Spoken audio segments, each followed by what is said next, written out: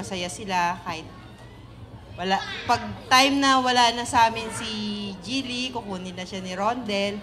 Sana maging maayos yung pagsasama nila kahit alam ko naman na hindi siya pababayan.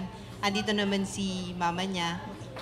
Oo. Hindi kami na wala, nadagdagan pa kami. Nagkalalaki na kami ng anak. Si Rondel yun. Sa wakas.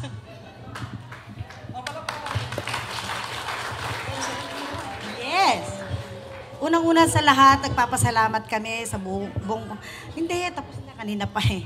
Sa bumubuo ng pamilya namin, sa pakikiisa nyo sa pinakamasayang sandali ng buhay ng anak ko. G, thank you for...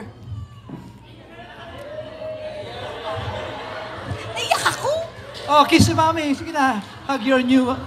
Dalawa na mami mo. G, thank you for making happy Ompong, ha? Salamat talaga.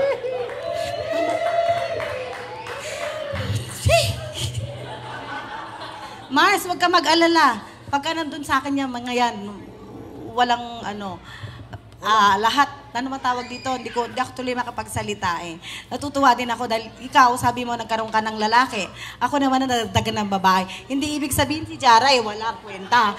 Pero ibig sabihin, at least dagdag siya, di ba? Oh, di ba? Mas masaya, mas marami. Eh kasi balang araw mag-aasawa din siya, iwanan niya ako, di ba? So kapalit niya si Jilly, di ba? Oh. Kaya alaga mo yung anak ko, be, ha? Ikaw, Umpong, alaga mo siya, anak. Pag mag-aaway kayo, easy lang, wag masyadong maraming bato, konti-konti lang. Baka maubos yung mga baso natin doon. Salamat po sa inyong lahat. God bless. Maraming salamat po sa inyong lahat, dun sa mga taong simula umpisa hanggang ngayon na tumulong sa amin. Di ko na kayo isa-isahin. Alam nyo na kung sino kayo. Tapos sa inyong lahat na nag-share ngayong gabi, ngayong importanteng araw sa amin. Palakpakan muna natin. Yan. Game.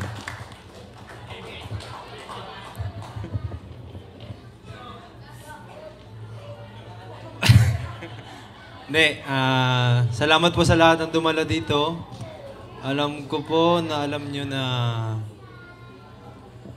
saglit lang yung, hindi ganun kahaba yung preparation namin. Marami kaming dinaanan. Tsaka marami din po dito na tumulong sa amin na dahil wala kaming experience sa mga paghahanda. Maraming tumulong sa amin. Nagpapasalamat po kami lahat. Dahil kahit pa paano, naging masaya po yung araw na to. Tsaka sana po nasulit nyo rin po yung pagkain natin doon. Sana po nasolve kayong lahat. Sana walang nagutom. Hinahinay lang po sa paglalakad sa pag-uwi. Salamat po.